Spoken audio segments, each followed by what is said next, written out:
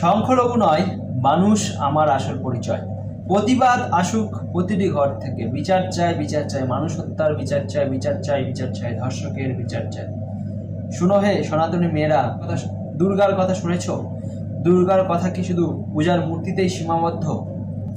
না, দুর্গা কোনো অলৌকিক কাহিনীর নাম নয়। দুর্গা এক চেতনা, এক প্রতিবাদ, এক অনিবার্য ন্যায়বোধ। যখন অসুরেরা ক্ষমতার, লোভ আর নিষ্ঠুরতার মুখোশ পরে অগণিত নারীর শরীর, মন ও স্বপ্নকে ক্ষতবিক্ষত করেছিল, তখন দেবতাদের নীরবতা ভেঙে জন্ম নিয়েছিল এক নারী শক্তি। তিনি একা ছিলেন কিন্তু দুর্বল নন।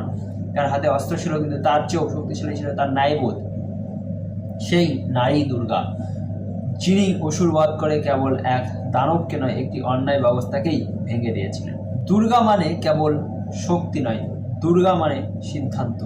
অন্যায়কে ভাগ্যের লিখন বলে মেনে না নেওয়ার সাহস, ভয়কে উপেক্ষা করে সত্যের পক্ষে দাঁড়ানোর দৃঢ়তা।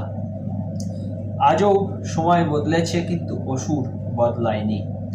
সে কখনো লুকিয়ে থাকে সামাজিক নিয়মে, কখনো ক্ষমতার দম্ভে, কখনো নীরবতার প্রশ্রয়ে।